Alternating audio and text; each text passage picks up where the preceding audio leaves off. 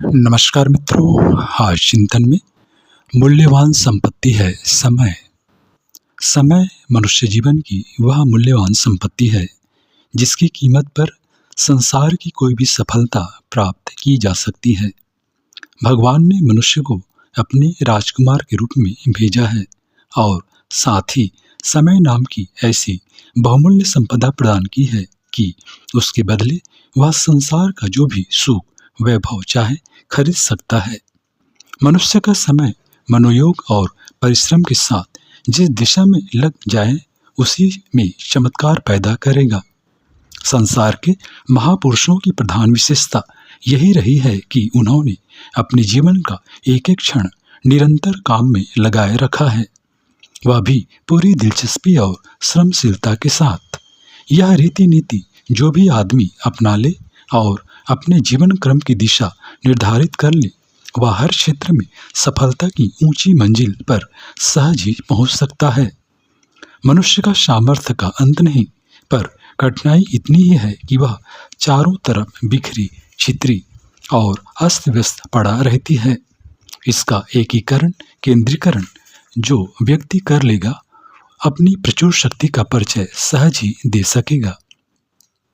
सूर्य की किरणें बिखरी पड़ी है, इसलिए उनके महत्व का पता नहीं चलता, पर यदि 1 इंच परिधि में फैली हुई धूप को आतिशी शीशे द्वारा एक केंद्र पर इकट्ठा कर लिया जावे तो तत्काल आग जलने लगेगी, और उसे थोड़ा भी ईंधन मिल जाए तो भयंकर अग्निकांड प्रस्तुत कर देगी। ठीक उसी तरह मनुष्य की बिखरी शक्तियों को यदि किसी विषय पर एकाग्रता और दिलचस्पी के साथ केंद्रित कर दिया जाए और परिश्रम पुरुषार्थ पूर्वक तन्मयता के साथ जुट पड़ा जाए तो आश्चर्यजनक सफलता सहज ही सामने उपस्थित हो सकती है। यूं देखते देखते जिंदगी के कितने वर्ष ऐसे ही हंसते रोते खाते खेलते व्यतीत हो जाते हैं और शरीर यात्रा संपन्न करते चलाने की अतिरिक्त और कोई महत्वपूर्ण कार्य नहीं हो पाता। पर यदि दिनचर्या बनाकर समय के एक एक क्षण का ठीक तरह उपयोग करने वाला क्रम बना लिया जाए तो पता चलेगा कि सब थोड़े ही समय में अभिष्ट दिशा में कितनी बड़ी प्रगति संभव हो जाती है। निरंतरता और नियमितता के प्रतिबंधों में बंधा हुआ समय कितनी अधिक प्रगति संभव कर सकता है, इस पर कहने सुनने से नहीं, अनुभव करने से ही विश्वास होता है। विदेशों में लोग अपने दैनिक कार्यों से निवृत्त होकर 2 घंटा रोज रात्रि पाठशालाओं में पढ़ने जाते रहते हैं। मामूली श्रमिक और छोटी स्थिति के लोग यह क्रम चलाते रहने पर 10-20 वर्ष में एमए आदि की उच्च परीक्षाएं पास कर लेते हैं। जर्मनी के प्रसिद्ध विद्वान एंडरसन ने 1 घंटा रोज अन्य भाषा सीखने के लिए निर्धारित किया और वे 30 वर्ष में संसार की प्राय सभी प्रमुख भाषाओं के विद्वान बन गए। अपने देश में संत विनोबा भावे 23 भाषाओं के विद्वान कहे जाते हैं। यह ज्ञान उन्होंने अपने व्यस्त कार्यक्रम में से थोड़ा सा समय अतिरिक्त ज्ञान संपादन के लिए नियमित रूप से लगाकर ही उपलब्ध कर लिया। यह रास्ता हर किसी के लिए भी खुला पड़ा है। आलस्य और प्रमाद में हम बहुत समय गंवाते हैं। जो काम जितनी देर में हो सकता है, सुस्ती और आधे मन से करने पर वह उससे दूने चौगुने समय में होता है।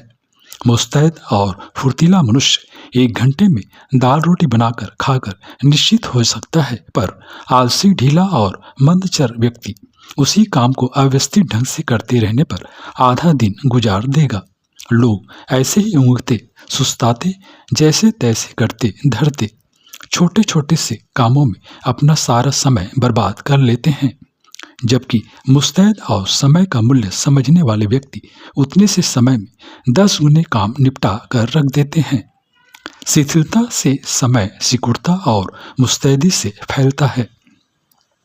रबड़ खींचने से लंबी हो जाती है और छोड़ने से सिकुड़ जाती है। उसी प्रकार ढीले पोले मन और शरीर को लेकर काम करने से बहुत थोड़ा ही परिणाम निकलता है, पर मन और शरीर को एकजुट करके उत्साह के साथ तत्परता दिखाई जाए तो थोड़े समय में कितना अधिक काम कितनी खूबसूरती के साथ संपन्न होता है, उसका चमत्कार कहीं भी देखा जा सकता है। समय के प्रतिफल का सच्चा लाभ उन्हें मिलता है जो अपनी दिनचर्या बना लेते हैं और नियमित रूप से निरंतर उसी क्रम पर आरूढ़ रहने का संकल्प लेकर चलते हैं। एक दिन एक सेर घी खा लें और 1 महीने तक जरा भी नहीं खाए, एक दिन 100 दंड पी लें और 20 दिन तक व्यायाम का नाम भी ना लें, तो उस ज्वार भाटे जैसे उत्साह के उठने व ठंड होने से क्या परिणाम निकलेगा। नियत समय पर काम करने से अंतर्मन को उस समय वही काम करने की आदत भी पड़ जाती है और इच्छा भी होती है। चाय, सिगरेट आदि नशे जो लोग नियमित रूप से पीते हैं, उन्हें नियत समय पर उसकी तलब उठती है और न मिलने पर बेचैनी होती है। इसी प्रकार नियत समय पर कुछ काम करने का अभ्यास डाल लिया गया है तो उस समय वैसा करने की इच्छा होगी, मन लगेगा और काम ठीक तरह पूरा होगा। मंदी चाल से चलने वाले कछुए ने तेज उछलने वाले किंतु क्षणिक उत्साही खरगोश से बाजी जीत ली थी। यह कहानी नियमित और निरंतर काम करने वालों पर अक्षरशः लागू होती है। मंद बुद्धि और स्वल्प साधनों वाले कालिदास सरीखे लोगों ने एक कार्य में दत्तचित होकर नियमित रूप से निरंतर काम करते रहने का क्रम बनाकर उच्च कोटि का विद्वान और कवि बनने में सफलता पाई। इस तरह की सफलता कोई भी प्राप्त कर सकता है। उससे कोई जादू चमत्कार नहीं, केवल व्यवस्थित और नियमित रूप से मनोयोग पूर्वक क्रमबद्ध काम करने का ही प्रतिफल था। यह मार्ग कोई भी अपना सकता है और उन्नति के शिखर तक पहुंच सकता है। सामान्यतः रोटी कमाने के लिए 8 घंटे, सोने के लिए 7 घंटे, नित्य कर्म के लिए 2 घंटे माने जाए तो कुल मिलाकर 17 घंटे हुए। 24 घंटे में 7 घंटे फिर भी बचते हैं, जो लगभग एक पूरे काम के दिन के बराबर होते हैं। व्यक्ति चाहे तो 7 घंटों को किसी भी अभिरुचि के विषय में लगाकर आशातीत सफलता प्राप्त कर सकता है। 2-3 घंटे नियमित व्यायाम में लगाने वाले कुछ ही दिन में पहलवान बन जाते हैं। 2-3 घंटा रोज स्वाध्याय करने वाले अपने विषय में कुछ ही वर्षों में निष्णात हो जाते हैं। स्कूली परीक्षाएं पास करते जाने के लिए सामान्य बुद्धि के व्यक्ति का 3 घंटे का परिश्रम काफी है। रोजी रोटी कमाते हुए उतना समय आसानी से निकाला जा सकता है। शर्त इतनी है कि किसी विषय में सच्ची रुचि हो और समय को नियमित रूप से लगाने का दृढ़ संकल्प का लिया गया हो। लोक सेवा आत्मिक आकांक्षाओं की तृप्ति के लिए, जीवनोद्देश्य की पूर्ति के लिए कुछ समय लगाया जाना आवश्यक है। या भी यदि कोई चाहे तो इसी बचे हुए 7 घंटे के समय में से आसानी के साथ लगा सकता है। पिछले स्वाधीनता संग्राम के नेताओं और कार्यकर्ताओं में से अधिकांश ऐसे थे जो अपनी रोजी रोटी भी कमाते थे और उस आंदोलन में बढ़ चढ़कर हाथ बटाते थे। अभी भी युग निर्माण आंदोलन के अनेक कार्यकर्ता अत्यधिक व्यस्त कार्यक्रम में से बहुत सारा समय निकालकर उतना काम कर डालते हैं जितना कि पूरे 8 घंटे काम करने वाला कर्मचारी भी नहीं कर सकता। यह केवल लगन और मनोयोग का चमत्कार है।